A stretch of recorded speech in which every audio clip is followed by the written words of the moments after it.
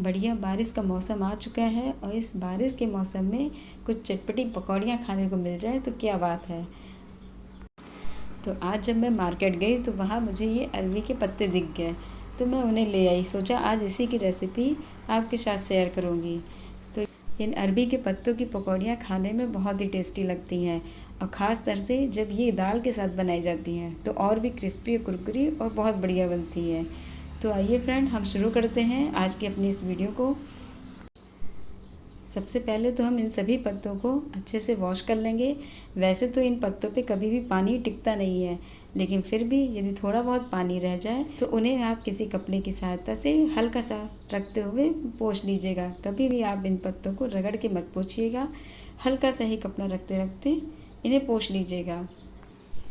अब इन पत्तों की पकौड़ियाँ बनाने से पहले जो आपको ध्यान रखना है वो ये है कि इसकी डंडियाँ जो पीछे निकली रहती हैं उन्हें आपको कट करना है। और कट करना किस तरह से है कि आपके पत्ते ना कटें वो मैं बताती हूँ। इस तरह से आप पत्ते को अपनी दिशा में रख लीजिएगा मुँह करके, और फिर चक्कू की सहायता से इसे लंबा काटते चले जाइएगा। जितना भी डंडी में उभार रहता है वो पूरा आपको निकाल देना है। ऐसा इसलिए करना है ताकि जब भी आप इसका रोल बनाएं तो वो बीच में डंडी के उभार के कारण पत्ते फटे नहीं। तो ये देखिए, एक बार मैं फिर से जूम करके दूसरे पत्ते पे ये पूरा दिखा रही हूँ कि ये बीच की जितनी भी मोटी डंडी है वो पूरी आपको इस तरह से हटा देनी है। तो इसी प्रकार हम सारे पत्तों की डंडियों को हटा लेंगे। तो इन घुइयाँ के पत्तों की पकौड़ियों को हम दाल से बनाएंगे। तो इसके लिए हमें चाहिए होगी उड़द की दाल। यहाँ पे मैंने उड़द की दाल भीगी हुई ले रखी है। इसे मैंने 6 से 7 घंटे पहले से ही भिगो के रखा हुआ था। तो इसे चाहे तो आप छिलके वाली उड़द की दाल लें या बगैर छिलके वाली। ये दाल छिलके वाली थी तो इसके छिलके मैंने हटा दिए हैं और वॉश करने के बाद अब इसको इस्तेमाल के लिए रखा है। तो अब इसे सबसे पहले हम मिक्सी के जार में डाल लेंगे और डाल देंगे इसमें हम कुछ हरी मिर्ची और साथ ही डाल देंगे कुछ लहसुन की कलियाँ, और थोड़ा दरदरा पेस्ट ही इसका हम तैयार करेंगे। तो दाल पीस लेने के बाद इसमें हमें डाल देना है हल्दी पाउडर, स्वादानुसार नमक, थोड़ी सी हींग, थोड़ा सा लाल मिर्च पाउडर और डाल देंगे पीसी खटाई। पीसी खटाई आप ज़रूर डालिएगा फ्रेंड, इसे बिल्कुल भी स्किप मत कीजिएगा, क्योंकि घुइयाँ के कुछ पत्ते जब आप उन्हें पकौड़ी के रूप में खाएंगी तो कभी कभी गले में कांटे के रूप में गड़ते हैं। तो घुइयाँ के पत्ते में कांटेपन ना लगे इसके लिए पीसी खटाई डालना बहुत ज़रूरी है। तो पीसी खटाई ज़रूर डालिएगा। ऐसा नहीं कि बहुत ज़्यादा डाल दीजिएगा, बट टेस्ट के अकॉर्डिंग डालिएगा। अब यहाँ पे चूँकि घुइयाँ के पत्ते हमारे बहुत ही बड़े आकार में हैं तो उस पर पेस्ट लगाने से पहले हम किचन के प्लेटफॉर्म को साफ़ कर लेंगे, क्योंकि ये सब प्रोसेस मैं प्लेटफॉर्म पे कर रही हूँ। क्योंकि पत्ते इतने बड़े हैं कि वो पीढ़े पे नहीं आ सकते। और पत्तों को हमेशा जब भी हम इसमें पेस्ट लगाएंगे तो उसे उल्टे आकार में रखेंगे। ये देखिए, जैसे कि ये पत्ता नीचे की ओर सीधा है और ऊपर की तरफ उल्टा है। इस पोजीशन में हमें हमेशा ये पत्ते रखने हैं। तो उल्टी तरफ हम इसमें दाल का पेस्ट लगाएंगे। तो दाल में जो भी सामग्रियां हमने मिलाई थी एक बार उन सभी सामग्रियों को हम दाल में मिक्स कर लेंगे और उसके बाद इसमें हम पेस्ट लगाएंगे। तो अब पत्तों में दाल लगाने के टाइम पे हमें ये प्रोसेस हाथ से ही करना है। चम्मच या स्पून का प्रयोग बिल्कुल भी नहीं करना है, क्योंकि ये जो प्रोसेस है ये हाथ से ही ईजी होता है। तो ये देखिए, इस प्रकार हम डाल लेंगे और इसकी एक बहुत ही पतली लेयर हम पूरे पत्ते पे फैलाते जाएंगे। तो पूरा कॉर्नर तक ये दाल का पेस्ट ले जाना है ताकि अच्छे से कॉर्नर तक ये दाल हमारी लग जाए पत्ते पे। तो अब इस पत्ते पे दाल पूरी लग जाने के बाद हम इस पे रख देंगे दूसरा पत्ता, और ये दूसरा पत्ता हमें दूसरी पोजीशन में रखना है, लेकिन पत्ते का जो सीधा भाग होगा वो हमें नीचे ही रखना है। ऐसा हमेशा इसलिए करते हैं क्योंकि जब भी आप पत्ते मोड़ेंगे तो इसमें बीज का उभार एक ही जगह आके वो पत्ते को फाड़ ना दे, इसलिए ये पोजीशन चेंज की जाती है। तो यहाँ पे हम एक बार फिर से लेयर लगा लेंगे पतली सी दाल की। तो ये देखिए, इस पत्ते पे भी हमारी दाल लग चुकी है। अब एक पत्ता हम और रख देंगे। तो जब भी आपको इस तरह के बड़े पत्ते मिले ना तो आप हमेशा ध्यान रखिएगा कि हमेशा 3 पत्ते या 4 पत्ते की ही लेयर लगाइएगा, इससे ज़्यादा की लेयर ना लगाइएगा।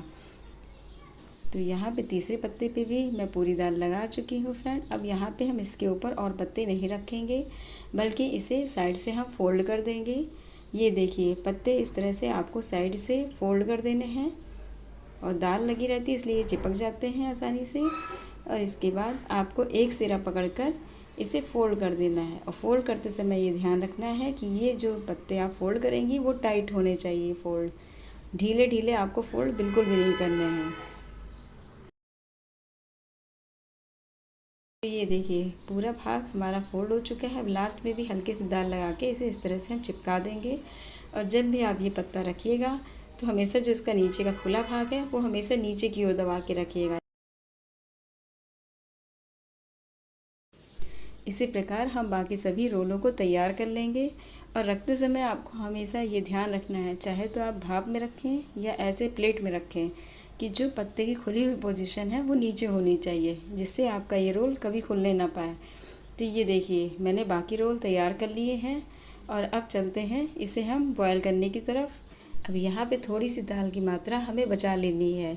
इसका कहाँ पे प्रयोग करना है ये आगे मैं आपको बताऊँगी। तो अब गैस पे चढ़ा देंगे हम कढ़ाई, और कढ़ाई में हम डाल देंगे पानी, और साथ ही इसमें बीच में हम रख देंगे एक कटोरी।